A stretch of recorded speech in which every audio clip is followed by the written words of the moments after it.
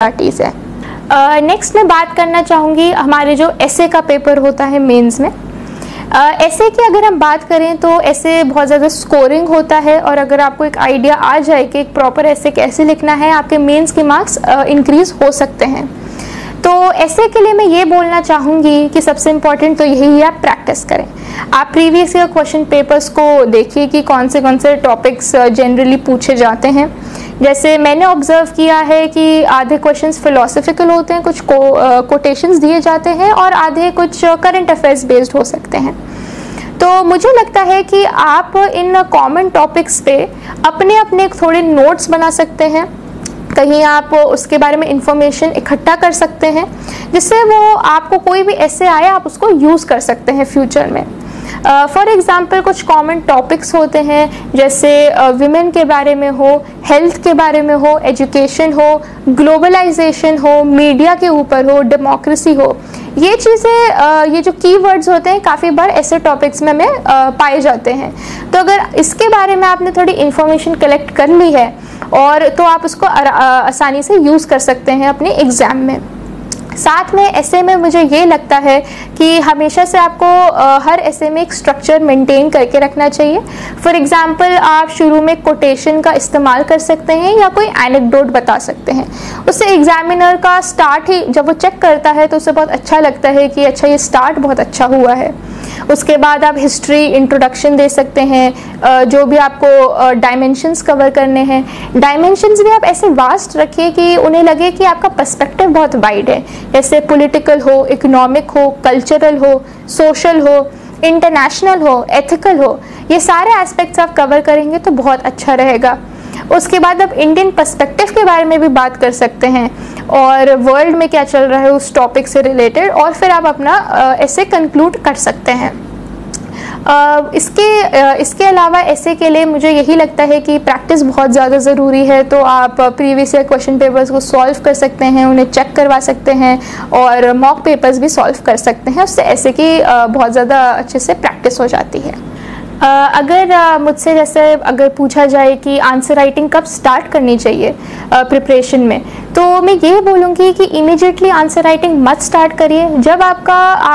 जब भी आपने पढ़ना स्टार्ट किया है या आपने कोचिंग ली है या जो भी है, जब आपका एक majority portion of the syllabus cover हो चुका हो, जब आपको आइडिया लग चुका हो कि ये चीज़ें हैं, तब आप आंसर राइटिंग स्टार्ट करिए। क्योंकि जब आपको इन्फॉर्मेशन नहीं है, जब आपने पढ़ा नहीं है, आप आंसर राइटिंग अटेम्प्ट करेंगे तो अच्छे आंसर्स आप शायद ना लिख पाएँ और आप उल्टा डिसअपॉइंटेड हो जाएं। तो इससे अच्छा है जब आपको एक आइडिया लग जाए सिलेबस के बारे में, तब आप आंसर राइटिंग करें। तब आपको समझ भी आएगा कि कौन सी मिस्टेक्स हैं, मैं उनको इम्प्रूव कैसे कर सकता हूँ या कर सकती हूँ। और आंसर राइटिंग के लिए सबसे इम्पॉर्टेंट यही है कि आप उनको चेक करवाएं, जिससे आपको परफॉर्मेंस के बारे में पता चले, और एक स्ट्रक्चर मेंटेन करके रखिए। दूसरी बात, आंसर राइटिंग में काफ़ी लोग ये भी पूछते हैं कि क्या हमें डायग्राम्स, फ्लो चार्ट्स हर आंसर में बनाने चाहिए या क्या करना चाहिए। तो ये क्वेश्चन मैं इस तरीके से आंसर करना चाहूँगी कि मुझे नहीं लगता है कि डायग्राम्स बहुत ज़्यादा नेसेसरी है। कुछ लोग वैसे करते हैं, बट मेरा एक्सपीरियंस ये रहा है कि कुछ चीज़ों में ही आप डायग्राम्स यूज़ कर सकते हैं। मैंने जैसे बहुत ज़्यादा डायग्राम्स नहीं बनाए थे मेंस के एग्ज़ाम में। मोस्टली जो मैंने डायग्राम्स बनाए थे वो ज्योग्राफी के पेपर में था, जैसे कोई फिजिकल ज्योग्राफी से क्वेश्चन हो, या एथिक्स के पेपर में कुछ फ्लो चार्ट के थ्रू हमें कुछ डिपिक्ट करना हो, या ऐसे में अगर कुछ इंडिया का मैप बनाना हो। बट ज़्यादा डायग्राम्स भी ऐसे नेसेसरी नहीं होते हैं। दूसरी बात, आंसर राइटिंग में ये भी लोग पूछते हैं कि हमें क्या पैराज में लिखना चाहिए या पॉइंट्स में लिखना चाहिए। तो मैं ये बोलूँगी कि मुझे लगता है जीएस पेपर्स में हमें पॉइंट्स में ही लिखना चाहिए, क्योंकि हमारे पास स्पेस भी काफ़ी कम होती है आंसर्स के लिए, और एग्जामिनर्स को इतने सारे पेपर्स चेक करने होते हैं। तो अगर सीधे पॉइंट टू पॉइंट आंसर लिखा गया हो तो उन्हें भी ईजी होता है चेक करने में। उन्हें लगता है कि ठीक है, जो भी कैंडिडेट है उसने टू द पॉइंट लिखा है, तो वो मार्क्स भी दे देता है। लेकिन अगर हम अपने ऑप्शनल की बात करें तो मुझे लगता है उसमें ज़्यादा पॉइंट्स का इस्तेमाल ना करें, क्योंकि वो थोड़े सब्जेक्टिव हो जाते हैं, स्पेशली जो आर्ट्स वाले सब्जेक्ट्स हैं, चाहे वो सोशियोलॉजी हो, पॉलिटिकल साइंस हो, एंथ्रोपोलॉजी हो, हिस्ट्री हो। मुझे लगता है ऑप्शनल के आंसर्स में आप पैराग्राफ्स में लिख सकते हैं। अगर मुझसे पूछा जाए कि ऑनलाइन सोर्सेज मैंने यूज़ करे हैं या नहीं, तो मैंने आज सच ऑनलाइन सोर्सेज तो नहीं यूज़ करे थे, मैंने बेसिक बुक्स ही पढ़ी है और नोट्स से ही पढ़ा है। लेकिन जैसे सबको पता है कोविड-19 पैंडमिक आ गया था और काफ़ी चीज़ें ऑनलाइन हो गई हैं, तो मैं उन कैंडिडेट्स को यही बोलूँगी कि आप ऑनलाइन सोर्सेज भी रेफ़र कर सकते हैं। जैसे मुझे पता चला है कि काफ़ी यूट्यूब में बहुत सारी वीडियोस होती हैं, काफ़ी सारी वेबसाइट्स भी हैं जहाँ पे नोट्स मिलते हैं, हैंडआउट्स मिलते हैं, तो आप उनको भी रेफ़र कर सकते हैं। अगर मुझसे पूछा जाए कि मेरा टाइम टेबल कैसे रहा था प्रिपरेशन के समय, तो मैं यही बोलूँगी कि मैं मॉर्निंग पर्सन हूँ, मैं रात में जल्दी ही सोती हूँ, बट मैं सुबह जल्दी उठ जाती हूँ। कुछ लोगों का रात में लेट पढ़ने का पैटर्न होता है, तो मेरा एक्सपीरियंस ऐसे रहा था कि मैं सुबह जल्दी उठती थी। सबसे पहले जो मैं पढ़ती थी वो था न्यूज़पेपर। मुझे लगता था मुझे पता होना चाहिए कि हर दिन क्या हो रहा है, सबसे पहली चीज़ मुझे वही पढ़नी चाहिए, तो मैं न्यूज़पेपर पढ़ती थी। फिर उसके बाद जो भी मेरे टाइम टेबल में होता था कि मुझे ये टॉपिक कवर करना है या ये जीएस पेपर मुझे कवर करना है, तो उसके अकॉर्डिंग मैं वो पढ़ती थी। और उसके बाद मैं आधा टाइम ऑप्शनल को भी देती थी। और उसको हमें सबसे इम्पॉर्टेंट है कि हमें जीएस और ऑप्शनल में भी अपने जो आवर्स होते हैं एक दिन में, उसको डिवाइड करना भी बहुत इम्पॉर्टेंट है, क्योंकि हम ऑप्शनल को भी इग्नोर नहीं कर सकते और जीएस को भी इग्नोर नहीं कर सकते हैं। तो दोनों में एक बैलेंस बहुत ज़्यादा इम्पॉर्टेंट है। और मैं ये भी कहूँगी कि ऐसा नहीं है कि आपको बस पढ़ते जाना है और दूसरी चीज़ें नहीं करनी है। मुझे लगता है रिलैक्स करना भी बहुत ज़्यादा इम्पॉर्टेंट है, जिससे आपका माइंड रिफ़्रेश हो जाए। तो मेरा ऐसा एक्सपीरियंस रहा है कि कभी मैं बहुत ज़्यादा टायर्ड हो जाती थी या स्ट्रेस्ड आउट हो जाती थी पढ़ाई से, तो मैं अपनी हॉबीज़ परस्यू करती थी। जैसे मुझे रीडिंग का बहुत ज़्यादा शौक़ है, तो मैंने कोई बुक पढ़ ली।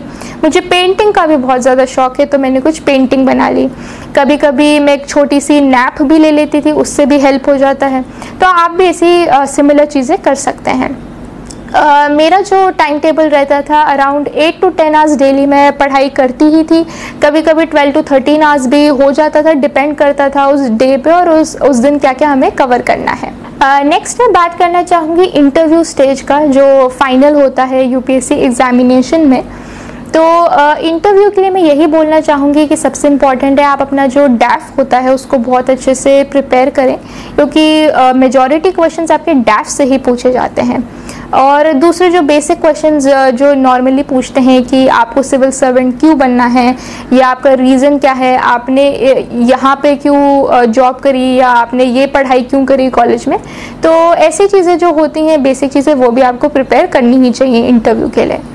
और इंटरव्यू में जैसे मैंने भी काफ़ी मॉक इंटरव्यूज़ दिए थे, क्योंकि कभी मेरा इससे पहले एक्सपीरियंस नहीं दिया है कोई प्रोफेशनल इंटरव्यू देने का, तो मैंने काफ़ी मॉक इंटरव्यूज़ भी लिए थे। मुझे लगता है उससे भी आपका कॉन्फिडेंस बूस्ट होता है, आप प्रिपेयर्ड होते हो। तो मैं वही सजेस्ट करूँगी कि आप भी काफ़ी मॉक इंटरव्यूज़ दें। दूसरी बात यह है कि आपको करंट अफेयर्स से भी आपका अपडेटेड रहना चाहिए इंटरव्यू के टाइम भी, क्योंकि करंट अफेयर्स से काफ़ी सारे क्वेश्चंस आते हैं। फॉर एग्जांपल जिस दिन मेरा इंटरव्यू था उस दिन सुबह न्यूज़पेपर में प्रधानमंत्री ने उज्ज्वला योजना 2.0 लॉन्च करी थी, और उस दिन न्यूज़पेपर की वो हेडलाइन थी। तो इंटरव्यू में मुझसे वो पूछा गया कि आप उसके बारे में बताइए, और उसी पे थोड़ी देर डिस्कशन भी चला था। तो मेरी सेकेंड एडवाइस ये रहेगी कि करंट अफेयर्स बहुत इंपॉर्टेंट है, और उस दिन जाने से पहले आपको न्यूज़पेपर भी देखना बहुत ज़रूरी है। दूसरी चीज़ मैं ये बोलना चाहूँगी कि उन कैंडिडेट्स के लिए जो सीधे कॉलेज के बाद प्रिपरेशन कर रहे हैं या जिन्होंने जॉब नहीं करी है, जैसे मैं हूँ, तो नॉर्मली इंटरव्यूज़ में लोगों से उनकी जॉब या प्रीवियस एक्सपीरियंस के बारे में पूछा जाता है, जो मेरे केस में नहीं था। तो इंस्टेड जो बोर्ड मेंबर्स थे उन्होंने मुझे प्रैक्टिकल क्वेश्चंस ज़्यादा पूछे मुझे टेस्ट करने के, और केस स्टडीज़ भी दी। फॉर एग्ज़ाम्पल कि अगर आप किसी स्टेट के चीफ सेक्रेटरी हैं या चीफ मिनिस्टर हैं, तो आप उस स्टेट में और वो स्टेट बैकवर्ड हैं, तो आप वहाँ पे क्या क्या करना चाहेंगे। तो ऐसी चीज़ें वो आपसे भी पूछ सकते हैं, तो आपको इनके आंसर्स भी रेडी करके रखने चाहिए। और उसके अलावा मैं यही बोलूँगी कि इंटरव्यू में आपको ऐसा नहीं करना चाहिए कि आपको कोई प्रिटेंस दिखाना चाहिए, या आपको बहुत ज़्यादा बोलना चाहिए, बहुत ज़्यादा कम बोलना चाहिए। मुझे लगता है हर चीज़ में बैलेंस मेंटेन करिए, बी योरसेल्फ, क्योंकि यूपीएससी बोर्ड मेंबर्स बहुत ज़्यादा एक्सपीरियंस्ड होते हैं, उन्हें पता है कि कौन सा बच्चा कैसा है।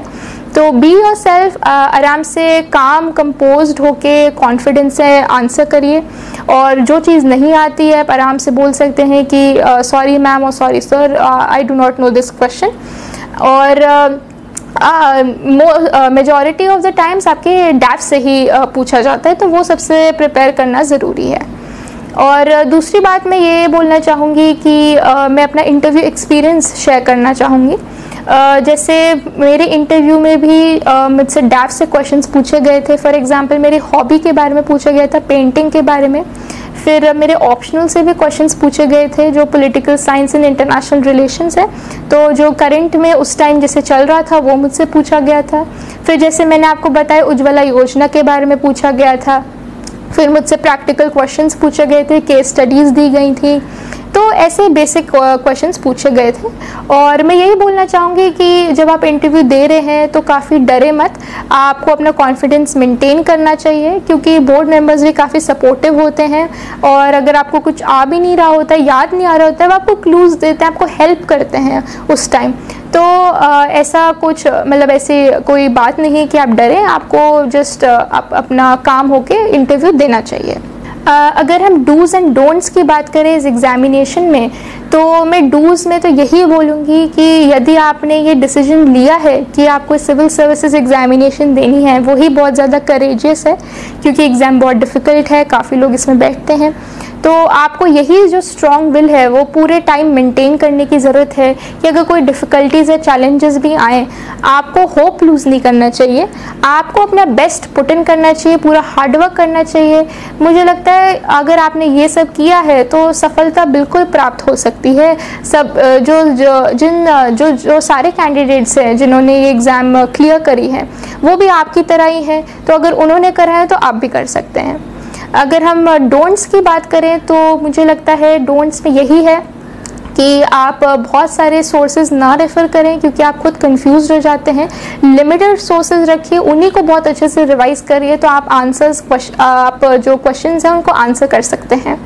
दूसरी बात मैं ये भी बोलूँगी कि खुद को दूसरों से कंपेयर ना करें या बहुत ज़्यादा लोगों से बातचीत ना करें, क्योंकि उससे भी आप कभी कभी डीमोटिवेटेड हो जाते हैं, आपको लगता है कि शायद मुझसे नहीं हो पाएगा। तो मुझे लगता है अपनी पर्सनालिटी के अकॉर्डिंग अपना खुद टाइम टेबल बनाइए और उसी को फॉलो करिए, एक कंसिस्टेंसी मेंटेन करिए, और ये आप एग्ज़ाम फिर क्रैक कर सकते हैं। तो जैसे मैंने सारे प्रीलिम्स मेंस इंटरव्यू के बारे में बताया है, तो सम अप करने के लिए मैं यही बोलूँगी कि इस एग्ज़ाम में कंसिस्टेंसी बहुत ज़्यादा रिक्वायर्ड है, क्योंकि सिलेबस बहुत वास्ट है। अगर आप छोटी छोटी चीज़ें रोज़ कवर करते जाएं, अराउंड 8 to 10 आवर्स रोज़ पढ़ें, तो सिलेबस भी कवर होगा और आपको खुद लगेगा कि हाँ मैं ये एग्ज़ाम क्लियर कर सकती हूँ, कर सकता हूँ। और दूसरी बात मुझे यही लगता है कि थोड़े सैक्रिफाइसेस करने पड़ते हैं, जैसे सोशल लाइफ थोड़ी रिड्यूस करनी पड़ती है, सोशल मीडिया से आप हट सकते हैं, क्योंकि काफ़ी बार उससे आपका टाइम वेस्ट हो जाता है, वो डिस्ट्रैक्टिंग भी हो जाता है। और साथ में आपको डिसिप्लिन मेंटेन करने की ज़रूरत है, क्योंकि अगर आप डिसिप्लिन नहीं रहेंगे, एक टाइम टेबल या एक टारगेट फॉलो नहीं करेंगे, तो थोड़ा डिफ़िकल्ट हो जाता है कि ये एग्ज़ाम क्लियर करने में। और दूसरी बात यह है कि आपको पेशेंस रखने की भी ज़रूरत है, क्योंकि इस एग्ज़ाम में पढ़ने में ही बहुत ज़्यादा टाइम लगता है, एग्ज़ाम देने में भी बहुत ज़्यादा टाइम लगता है, जो 3 फेजेस में डिवाइडेड है, तो पेशेंस भी बहुत ज़्यादा इम्पॉर्टेंट है। तो मुझे लगता है यदि आप अपना बेस्ट पुट इन करेंगे, अपना हार्ड वर्क देंगे, तो आप ज़रूर सफलता प्राप्त करेंगे। एंड मैं सारे कैंडिडेट्स को यही बोलना चाहूँगी, ऑल द बेस्ट।